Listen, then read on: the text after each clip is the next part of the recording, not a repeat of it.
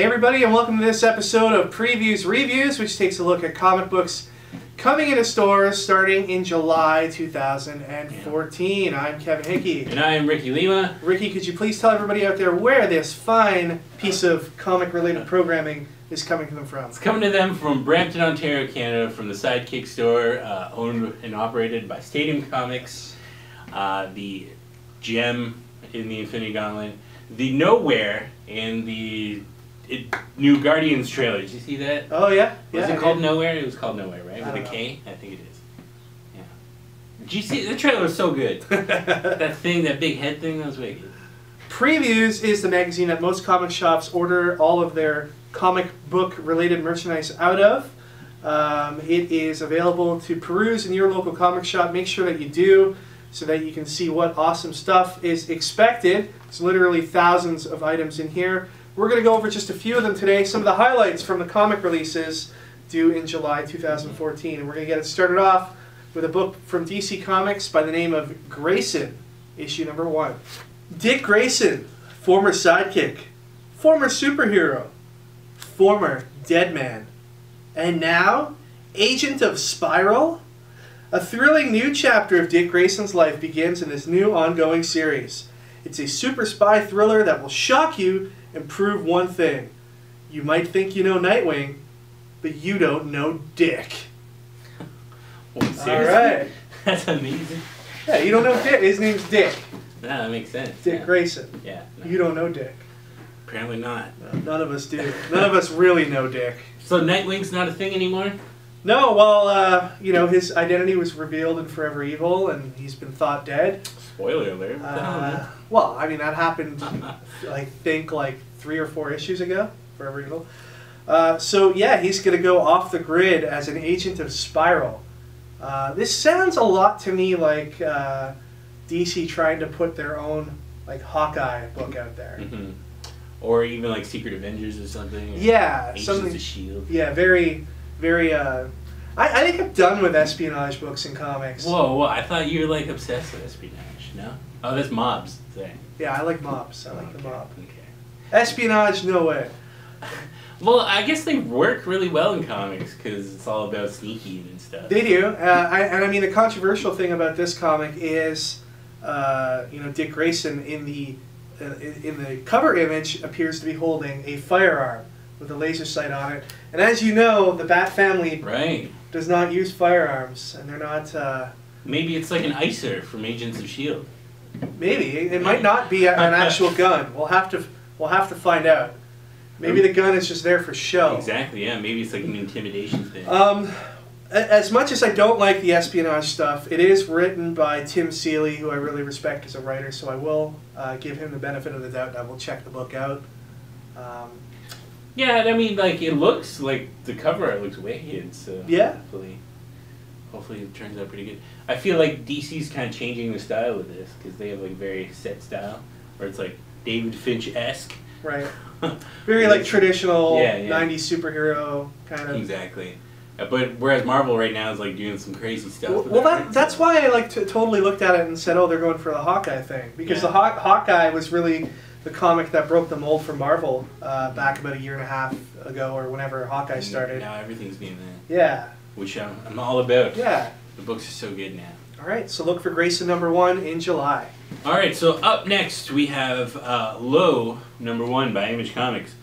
In the far distant future, the sun's premature expansion has irradiated Earth, sending humanity to the lowest depths of the sea, hidden within radiation-shielded cities, while probes scour the universe for inhabitable worlds to relocate to.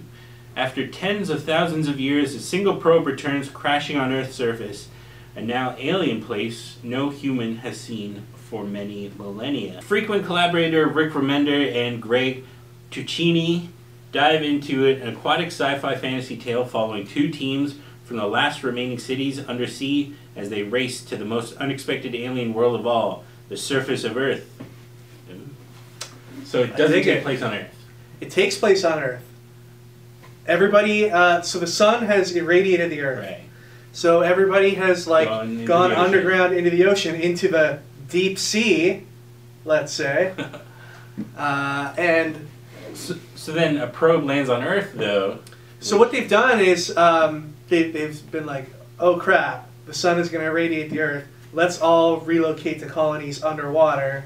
Get the furthest away from the sun's rays as we can, and we'll send out a bunch of probes to probe the universe for inhabitable places to live. The probe lands on Earth. So then the probe comes back, okay, I guess, with the information. But now they have to explore an unexpected alien world, Earth? Yeah, because they haven't seen the surface of Earth for thousands of years. So now it's all going to be about going up to the surface, figuring out what happened and what happened to the people that, interesting, and the civilizations that used to exist there. I think it's going to be pretty cool. Yeah, I was digging Black Science for a bit, so this will probably be pretty good. Rick Remender, who wrote Black Science. And this pretty much is basically like Bioshock, but then they go onto Earth. What? Oh, is that the story of Bioshock? Yeah, well, Bioshock is this one guy wants to start his own city, so he builds it underwater, and it's like totally messed up. That's better. So wait, Bioshock happens all underwater? Yeah. Where have I been? Where have you been? And it has these guys, Big Daddies, which look exactly like this character, and they have little sisters, which look exactly like this little girl. And this game came out like almost 10 years ago. Interesting. Yeah. But I mean, like, hey, I don't know. It sounds cool to me, and if that's the plot line for Bioshock, have you seen these preview pages, Ricky? Ooh. A lot of censored images. Do they have this kind of stuff going on in Bioshock? No, they do not. People getting freaky with it, and a lot of black bars. Big black bars. I think that the concept is interesting. It looks like they've kind of got it made though. In their underwater colonies, why would they want to leave all of that? That's pretty sweet. They've got an established society and they got sexy people walking around. Yeah, I mean, unless the danger is, of course, that the sun is getting bigger and bigger and further irradiate them. That's true. I guess that could be a problem. But this is a world I want to live in. Anyway, looks great. Check it out in July. All right, Ricky. Now we come to the sad part of our broadcast, where we talk about the death of an icon. I'm of course talking about the death of Archie. We have Life with Archie, issue number 36. History is in the making in this epic finale to the acclaimed series Life with Archie, as America's most beloved character makes the ultimate sacrifice to save a friend. The unthinkable happens. Archie Andrews dies! Fans will experience an epic tale of Archie's future, sure to make headlines, generate discussion, and stand as one of the most talked about Archie stories of all time. Do not miss this game-changing tale of love, friendship, and true heroism. You can choose from covers by Adam Hughes, Fiona Staples, Mike Allred, Ramon Perez, and Francesco Francavilla. Then we have Life with Archie number 37. It's been 1 year. Riverdale was shaken to its very core. I didn't put that in there. That's actually in there.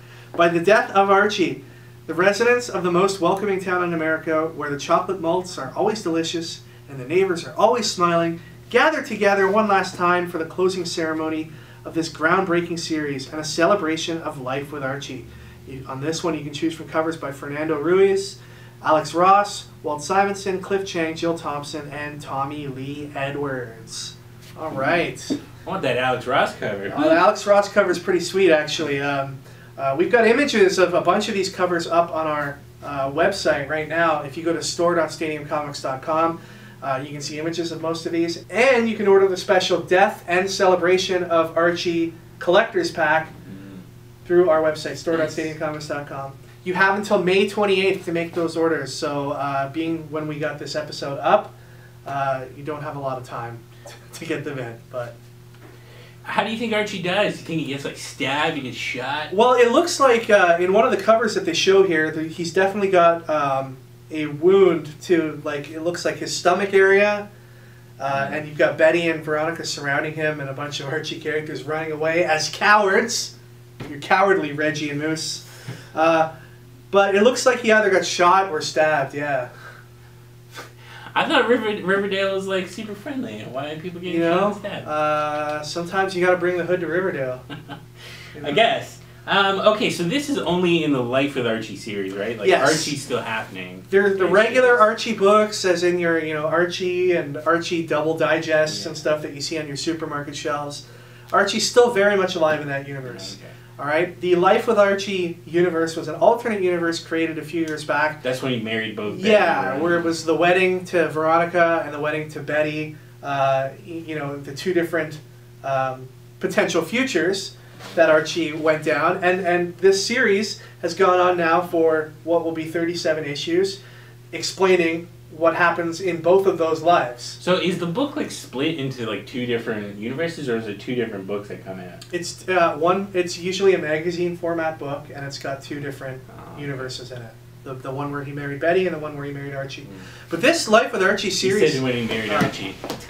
When he married Veronica. But this Life with Archie series has been groundbreaking on a lot of fronts. First of all, the wedding to either Veronica or Betty. Second, like, a lot of people died in this comic, even before this point. Really? I think, like, Mr. Weatherby died at one point, and I think Miss Grundy died of cancer. Like, very, very, like, morbid and adult, just real-life stories concerning the Happy Riverdale gang.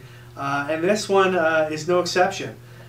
There's also the Afterlife with Archie universe, which is separate from these universes as well. Is that like an ongoing thing? Afterlife with Archie is an ongoing book. It's one of my favorite books right now, and it's awesome. So, and I've heard that they're going to be doing a Sabrina the Teenage Witch horror universe. A horror universe? Yeah, in the same vein as like Afterlife with Archie, which would be awesome. So yeah, Life with Archie, number 36 and number 37. Lots of covers available, and you can be sure it's already made headlines when they announced that this was going to happen. You can be sure when the issue comes out that it'll be in the news again. Alright, so up next from Boom Studios, we have Robocop number 1. If you've ever wondered what happened to Robocop and his partner Annie Lewis after the first film, wonder no more. Joshua Williamson crafts a story of crime and corruption that fans of Gotham Central, Stray Bullets, and Transmetropolitan will enjoy. Carlos Magno brings Robocop in old Detroit to life with his detailed, intense style. A deadly and charismatic criminal, Killian, is released from jail. He went into the slammer before Robocop hit the streets. Now he wants to take up the biggest cop in the city.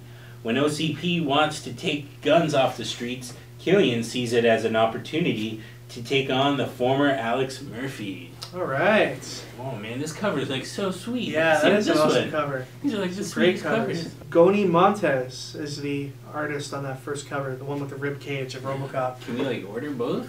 Well, I think that's the regular cover. So. Okay, so this story takes place after the first Robocop movie from 1987. Mm-hmm. So they ignore like 2 and I guess it's like an in-between story. I haven't seen the new Robocop movie. Neither have I. But from what I hear, it's nothing compared to the first one. How can you live up to that? Yeah, Robocop was always a favorite movie of mine growing up.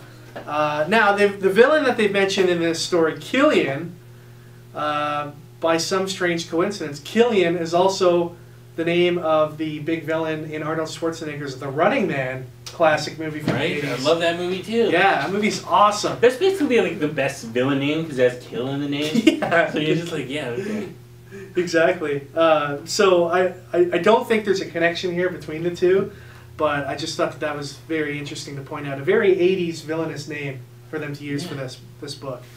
So I'm looking forward to this book. I want to know what happened between Robocop 1 and Robocop 2. The art looks incredible. The cover, as Ricky mentioned, is fantastic. So good. And Boom's been knocking it out of the park. They got a lot of awesome licensed properties coming up. The Big Trouble in Little China one I'm really looking forward to. That comes out in June. They're basically like the new IDW. Eventually they're going to have those crossovers. But you know what the great thing is Boom, in addition to having the licensed books like this, they also have a lot of great original content as well. So, not a knock to IDW. They do some great things, but they seem to be more focused on the licensing side. And hopefully, Boom, while it's great that they bring in the licensed stuff, I do like to see their original content as well. So. I agree. This looks awesome. Robocop looks great. Pick it up. All right. What could end up being one of the best-selling books of the summer, Ricky, depending on how the movie's received? I'm excited. It's Rocket Raccoon, issue number 1. All new in-continuity series. As defenders of the cosmos go, Rocket Raccoon has faced his fair share of galactic battles. He's been a hero to the weak, a champion of good, a protector of the innocent, a heartthrob to the many intergalactic female species, and now a raccoon on the run? I'm sorry, a formidable and expert guardian on the run. Rocket is not a raccoon, okay? I didn't... That was written. That was written. Yeah. Rocket's high-flying life of adventure and heroism may soon be a thing of the past when he becomes a wanted man, and the authorities are not the only one on his tail. We'll definitely be overusing that pun. Superstar creator Scotty Young brings his A-game as writer and artist on the series we've been waiting decades for, because let's be real, this is the only Guardian of the Galaxy you actually care about. Am I right? That was written too. Wow, that's like the most casual like copy I've ever read in my life. I know. No, yeah, I'm super jacked. This is awesome. Scotty Young doing the interiors. I'm so glad that he's back on interiors, because like... And it looks like, I'll see if I can find the image that we can superimpose on this, but it looks fantastic. Yeah, man. Like, I'm so glad that Scotty Young's getting away from the baby stuff and doing like actual pages and non-baby stuff, because his style is so good. It is incredible. Oh, man. So, how popular do you think Rocket Raccoon's going to be after the Guardians of the Galaxy movie? I think he's going to be pretty popular. I mean, he's pretty popular right now. A lot of people are talking about Groot right now, though. Yeah. With the new Guardians of the Galaxy trailer that came out, you finally hear the words "I am Groot" come out of Groot's mouth. That's pretty sweet. Which, by the way, Vin Diesel, you got to give it to him. He took a hefty paycheck to do Groot, and he's only going to have to say "I am Groot." Well, I would get a hefty paycheck just to say one word. Shoot. This also will have covers by David Peterson of Mouse Guard fame, which looks amazing, and also a Stan Lee Lego variant. They should have done some animal covers with this. Well, I think the David Peterson one is technically an animal cover. Well, because he's done some of the animal covers for Marvel already. That's true. And there's also going to be a Mike Mignola variant, which I don't see here. But yeah, but he did like one of the original Rocket Raccoons. That's true. So that's going to be really awesome. There's also going to be a movie variant and a blank variant. So there'll be lots of variants to be had here. It's true. Those movie variants are often pretty cheesy because they're like just it's like just a photo. Yeah, yeah, it's like so lame. Like why am I gonna? And they're not even like super high quality. It's no. Like lame. So I think this is going to be an awesome series. Scotty Young on the art, you can't go wrong. And Rocket Raccoon is the character of the moment. And even Scotty Young on writing is pretty good. Like he did that Magneto Not a Hero story, and that was pretty good. Oh, that's right, yeah. You forget that he's... Man, he's not like a superstar writer, but he gets the job done. He's writing Rocket Raccoon #1. Right. So, anyways, check for Rocket Raccoon #1 on shelves in July. Finally, for today, we have Spider-Man 2099 #1. The book you've been demanding for months finally hits the stand. Miguel O'Hara is Spider-Man in the year 2099, but he's currently stuck in the year 2014. He was stranded here by his father, who is the head of an evil corporation called Alchemex in 2099. But in 2014, Alchemex has just been formed, and Miguel has a chance to stop its corruption before it starts. You'd think being a man out of time would make you a man without enemies, but Spider-Man 2099 is about to discover that he's not the only one hoping for a better tomorrow, one that might be ensured by the Adjuster eliminating Miguel from the time stream altogether. Join Comics Legends and Spider-Man 2099 creator Peter David and breakthrough artist Will Sliney for the most adventure you'll find in a book this side of the 22nd century. Alright, I know a lot of people are excited about this book. You know, I was excited when I heard the title, but then when I found out it was in 2014, stopped caring. Really? Yeah. You will only read a Spider-Man 2099 book if it's in 2099? Yeah, I mean, why is he in 2014? Like, why? It's an interesting concept, though. If you had the chance to go back in time and stop an evil corporation from ever existing, but at the time when they're existing, they're actually like a nice, upstart young company. Like, conceptually it's good, but, like, I mean, I want to see crazy cities, and I want to see, like, interesting stuff, and, you know, flying cars. Like, I don't want to see normal stuff. Well, you know, I think, I mean, it doesn't have to stay in 2014. That's true. Like, right. First, like, 5 issues in 2014, and then it moves in. And then it's just like, well, now we're in the future again. Yeah, then I'd be okay with that.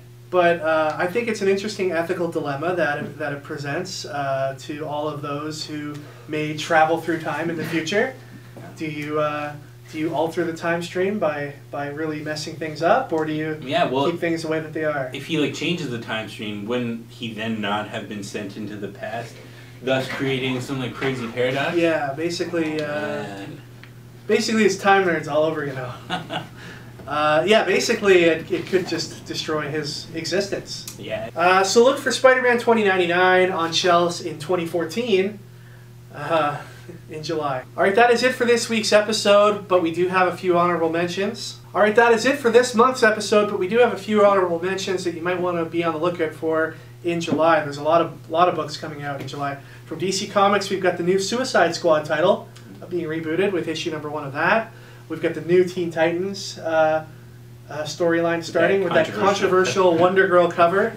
Yeah. There's the Future's End 3D covers that are going to be on their way in September.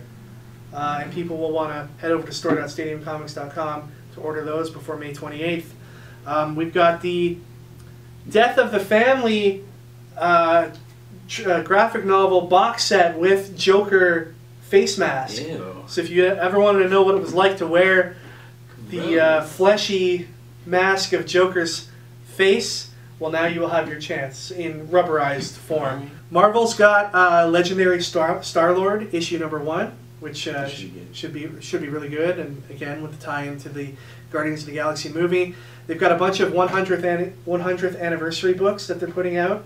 So they're supposing that it's been 100 years since the formation of like the X-Men or the Avengers, and it's like a future world where they're all celebrating their 100th anniversary kind of thing. There's Storm, issue number 1 comes out. Storm gets her own ongoing title. And we've got Deadpool vs. X-Force, issue number 1, which is another in a long line of Deadpool versus miniseries. So lots of really good stuff coming out in July. Make sure you sign up to whatever pull list you belong to at your comic shop for the titles that you want to get, and take a flip through previews while you're in the store. And see what kind of cool merchandise is in there for you to have. We'll see you all next time when we talk about collectibles coming out starting in July 2014 in our next episode. Take care, everybody.